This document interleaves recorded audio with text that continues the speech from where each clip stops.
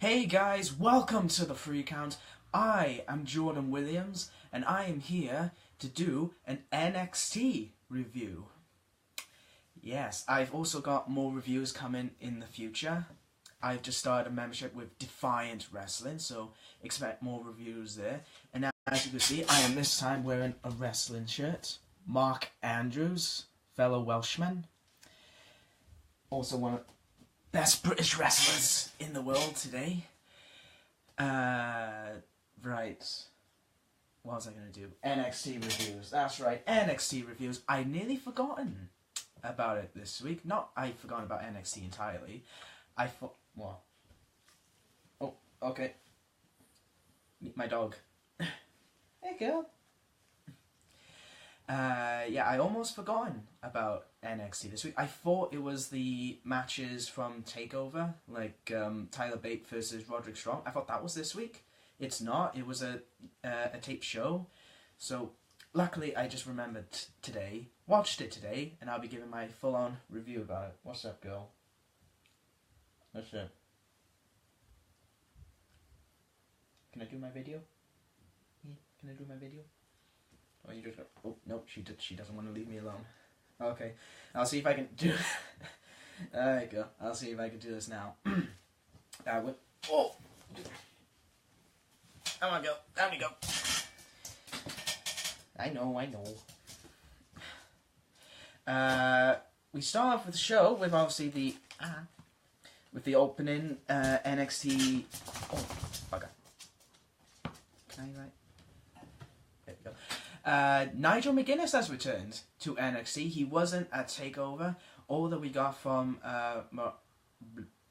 what's his name? Morano. I can't say his name. The other commentator, the best one.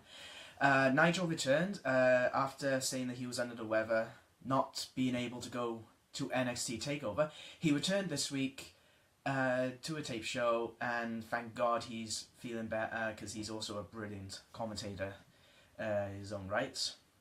We start off the show with the Undisputed Era coming out, which was going to be a tag team championship match between Kyle O'Reilly and Bobby Fish, and Sanity's, I think it was, it could have been any of the three, Young and Dane, or Young and Wolf, or Wolf and Dane. And during their entrance, I've noticed the announcer made a mistake. He said, making their way to the ring, the team of Kyle O'Reilly and Bobby Fish. Just a long pause. There was no Undisputed Era. There was none of that. No, there was just the team of Kyle O'Reilly and Bobby Fish. Long silence, long pause. So that annoyed me. As soon as I noticed the littlest things like that, it annoys the heck out of me. But while they were doing their entrance, as soon as they were on their apron and Adam Cole was about to do his finger pose, Sanity ambushed them, caused a huge brawl between the two teams, which made William Regal, the general manager of NXT, to come on out and say, "That is enough!" Sorry for headphones users if that was loud. I can't do a William Regal impersonation either, so I'm sorry about that. He comes out to change the match. So for the main event of NXT, and there's only one word of what he said that gave me shivers, goosebumps. And that was that it's going to be the Undisputed Era, all three of them, against Sanity, all three of them. Nikki Cross didn't also appear tonight as well, which is a bit confusing.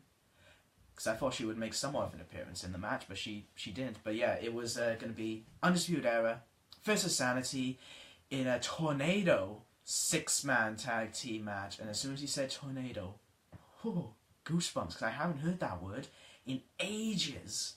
And I love tornado tag matches, so that got me hyped for the main event, which brought us on to what was going to be the second match of the night, was our first match of the night. It was Heavy Machinery versus Moss and Sabatelli, Tino Sabatelli, I think that's how you pronounce his name, in a standard NXT TV match, except it had a bit of a story in it, where the crowd kept on chanting, "Tino sucks! Tino, which got under his skin, and he tagged his tag team his partner in Moss with just a huge slap in the arm, which got him really confused. And he had a bit of back and forth with, I believe it was Tucker, I think. And as soon as he had enough, he then tagged in Tino, but this time he just slapped him on the chest. So there was a bit of damage in there between that tag team, which made Tucker gain a bit of a comeback, tagged in Otis for the hot tag, who done a brilliant worm. As soon as he done that worm, diving elbow drop on top of Tino, I think it was. Tino done a roll up onto onto Otis, and he was about to do what happened in their last match a month ago, which was put his foot on the ropes and cheat to win. But the ref caught him and stopped the pin on 2. After that, Heavy Machinery got their comeback, done their finisher, which was called the Compactor, which is basically Otis had Tino in a like a slam position, like if he was going to do the world's strongest slam. But this time Tucker jumped on the back of Otis to make more weight coming down onto Tino. Tucker covered Tino for the cover, which Heavy Machinery won. And then the post-match, which was Tino asked Moss to help him get off his one knee. Tino's absolutely lazy. Why can't you get up on your own? No, he just asked Moss, come on, dude, help me up. Moss refused to help him up and just walked away, which means there's going to be a bit of tension between the two, which means a possible split up, and we're not sure what's going to happen in the future with these two. They're still green in the ring, but we'll see what happens in later shows. On to our next segment, we have Johnny Gargano, Johnny Wrestling, coming down to the ring for a promo, which he thanked the crowd for an amazing month that he had leading up to his match at TakeOver against Andrade Cien Almas for the NXT Championship, which was 5-star match. I would give it 5 stars. Even Dave Meltzer gave it 5 stars, which is amazing, because he hasn't given one since CM Punk and John Cena at Money in the Bank. So that's brilliant. He came out, he thanked the crowd, he thanked them for staying by his side and knowing the fact that even though he didn't win the title, he was glad that he earned the respect of the NXT crowd. And then he was about to call out Tommaso Ciampa, saying he wanted to see him face to face, but then Andrade Cien Almas came out instead with Selena Vega, who just talked trash to Johnny, saying, you don't earn respect, you didn't earn anything. Almas should have been out having a parade, having a celebration, instead of Johnny coming out and giving excuses. And then the crowd started chanting, we want Candice LeRae, who's Johnny Gargano's real-life wife, who at TakeOver, after Selena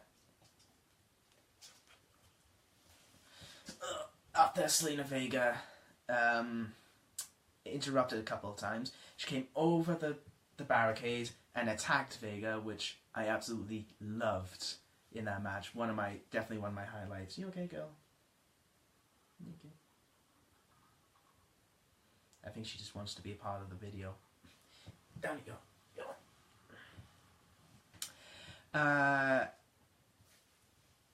As soon as Vega started pushing Johnny in the ring, that's when Candice come out, went to Johnny and said, may I?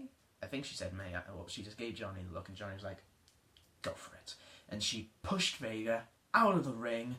Cien then followed her, and Vega was on stage with Alma saying, what is it going to take to get rid of you once and for all?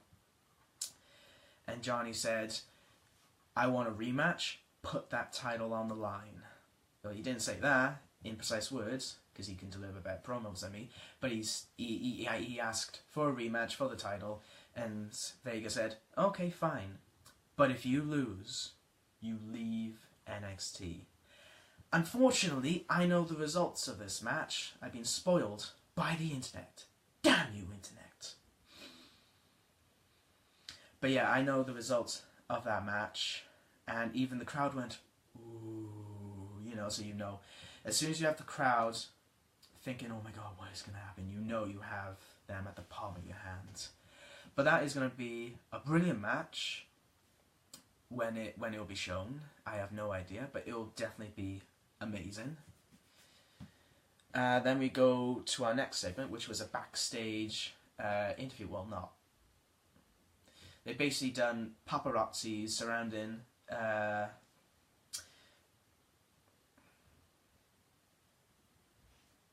could I forget her name?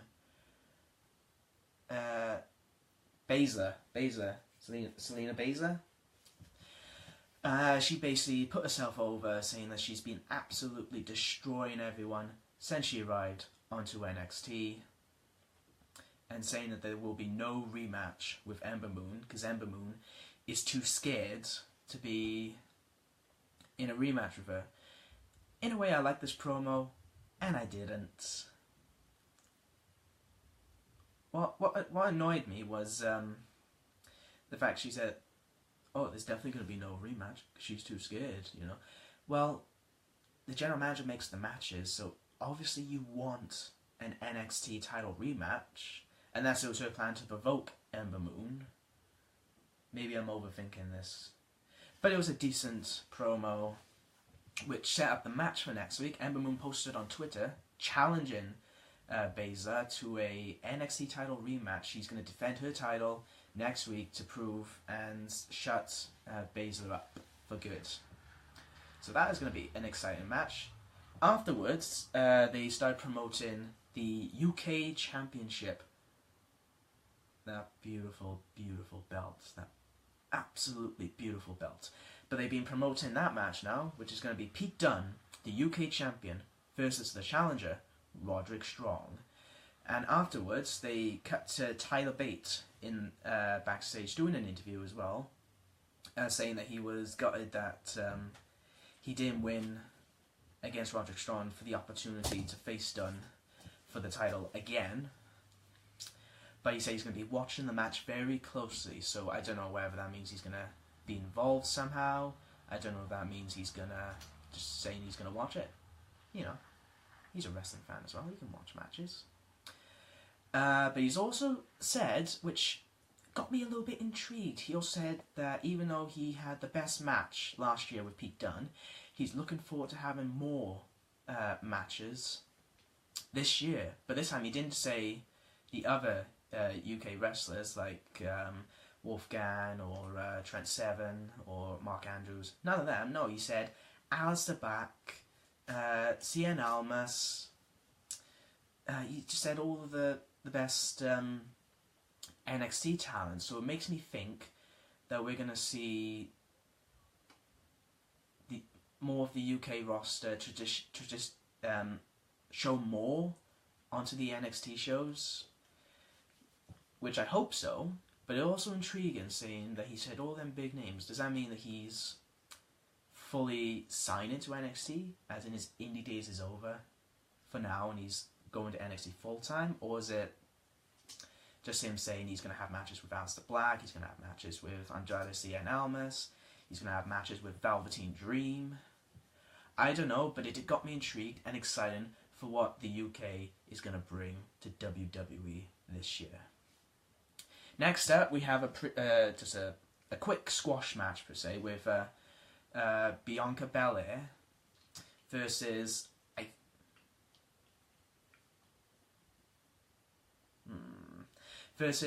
think the commentator said Jessix Heel. I think she's a NXT talent. I think training backstage.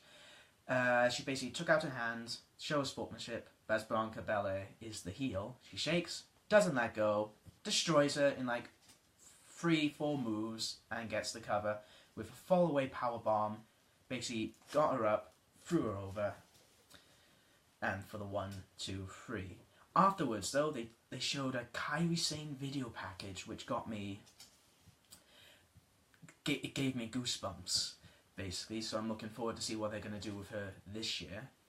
But overall, it was just basically a squash match over in like 2 minutes. Nothing really much to say about it. It helps Bianca Belair show that she's a dominant figure in NXT. Well, not dominant, but like they're going to give her that little push. Ugh.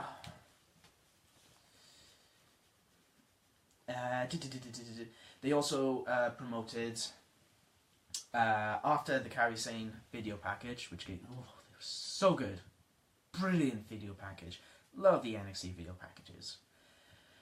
They promoted Aleister Black will be appearing next week, which I know what's going to happen with him in the next couple of weeks as well. Like I said, the internet has spoiled me, but I'm intrigued of what is going to lead to that, so I'm definitely looking forward to that. Plus, it's Aleister Black.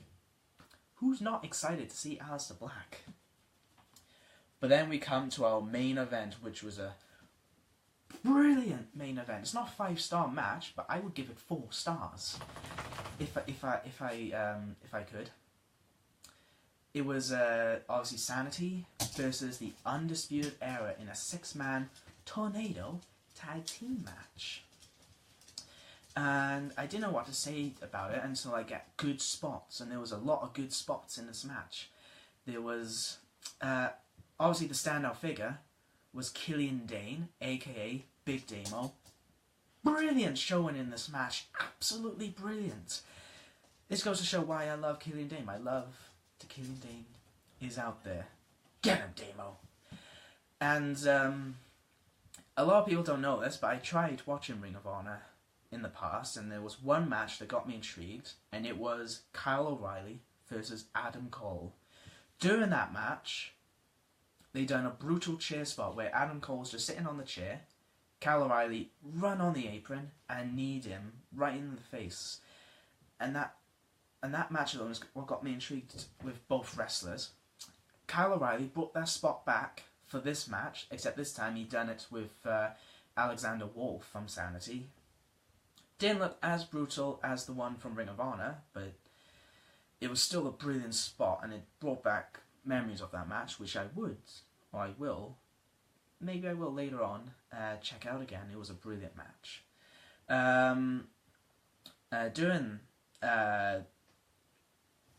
Afterwards, Eric Young, Adam Cole, Kyle O'Reilly, and Alexander Wolf was fighting backstage, and while they were fighting backstage, we had Bobby Fish and Killian Dane in the ring. Dane was squashing him, destroying him, until Bobby Fish had a little bit of comeback, done a brilliant moonsault. Killian Dane kicked out though, and he was about to bring out a kendo stick, showing off his skills, getting all cocky, about to whack Killian Dane. Killian Dane caught it, whacked it out of his hand, and started chasing him up the entrance ramp, which Bobby Fish then elbowed him. But Dane was like, no, you call that a hit? Bam! Whacked him, hit him down. This is when everyone else started coming back to ringside, and Dane was like, nah, I don't fancy flying this time. Here, Fish, you go flying. Threw him off the stage onto everyone, showing his absolute dominance and showing how brilliant he is, as well as Fish for taking the bump. After this, though, I really hate adverts, especially in brilliant matches like these. But it was for the WrestleMania adverts. Don't get me wrong, I love country music, or some country music, but the song, it wasn't hyping me up for WrestleMania. It didn't feel like a WrestleMania song. It just play. Don't get me wrong, I'm looking forward to WrestleMania. It's just they could have provided a better song, a better advert for it, you know. Then we cut back to the match where we seen Killian Dane then beating down Adam Cole, even mocking him, saying, "Come on, baby!" Which tickled me. And then afterwards, everyone did a brilliant sequence. I have not seen this. I don't think I've ever seen something like this before, where everyone was stopping everyone's pin, but instead of WWE's way, which is just jumping on top of them, they'd all done something different. As soon as Adam Cole hit the enziguri to Killian Dane to get him out of the ring, Wolf then came in to beat down Cole and done a brilliant sit-up powerbomb onto Cole for the pin, which was stopped by a brutal kick by Kyle O'Reilly on the back, which then started Bobby Fish and Kyle O'Reilly doing running moves to Wolf in the corner, elbows, kicks, the lot, and then Kyle O'Reilly pulled Wolf into Fish, and Fish done an exploder suplex and went for the pin, but it got stopped by Killian Dane, who done a running senton on top of him while pinning Wolf. And then Dane went for Kyle O'Reilly. I'm probably going to pronounce this move wrong. A Michinoko driver. Basically, Kyle O'Reilly over his shoulder, head in front, done like a jump to land on the bomb, but while slamming Kyle O'Reilly, but landing on top of Fish at the same time. It was a brilliant move that looked like it freaking hurts. And then while he was pinning him, Adam Cole then came out and done a brilliantly sold, brilliant sound of a super kick to Killian Dane.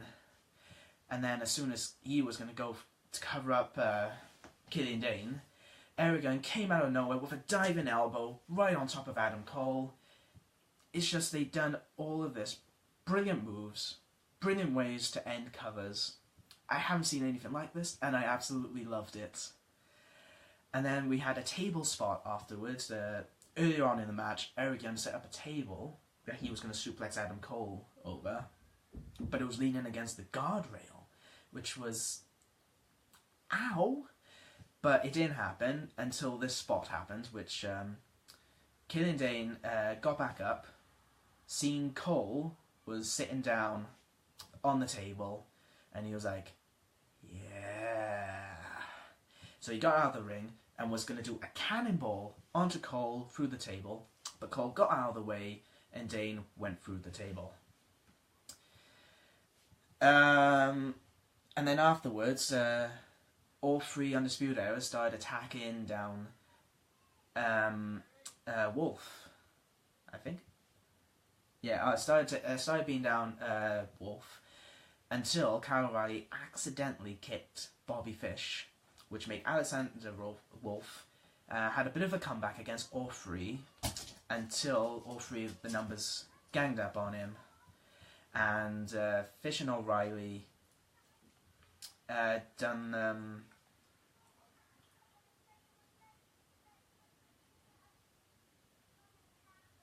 they hit the finisher on which is I don't know what you call it, but they done their tag team finisher onto Wolf, but then Young came in, candlestick shots everywhere onto everyone until Adam Cole was like, nope, super kick.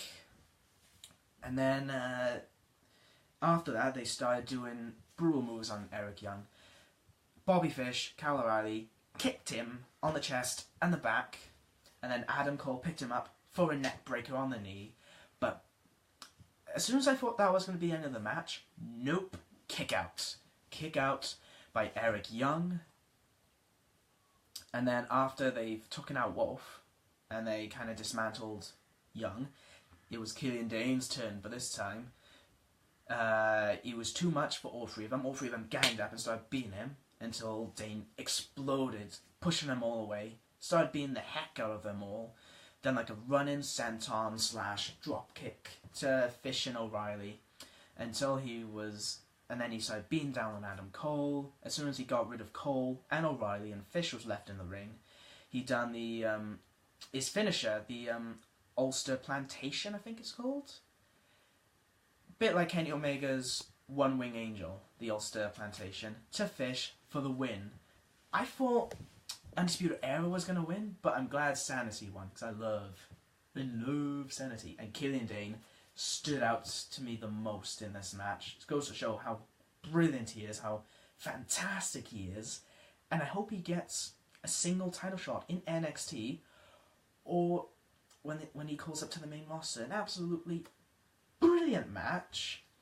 I give it 4 stars. it was an absolutely fantastic match, and I would watch it again on the network. Might do that afterwards now. But it was a brilliant match overall. NXT overall, it was a nice show. After coming off from TakeOver, you don't expect brilliant things after a TakeOver, because that's when they start to build up more things for their next TakeOver, which will be at WrestleMania weekend. So I'm definitely looking forward to what's going to come up for the next couple of weeks. But overall, NXT, you can't go wrong with it. Another fantastic show. There was a couple of matches in there that I felt was just air, but the main event, the Johnny Gargano segment, just everything, brilliant. I say absolutely brilliant. And that is my first NXT review video for our Facebook page, The Free Count. Please, if you can, like and share this video. Share the page if you can with all of your wrestling friends. The more likes we get, the more fun these videos will get, most probably. And I'll be back again with either more What If videos, NXT reviews, or hopefully Defiant Wrestling videos, as well as Dragon Pro Wrestling, which I think I was told is returning to a Rani Parade, Newport, in April. If you're local, or if you just fancy wrestling shows, please check that out. Absolutely fantastic wrestling show, and I can't wait to go back there. I need money. But this is John Williams from The Free Count. Hope you enjoyed the video, hope you're enjoying the Facebook page, and I'll see you all soon.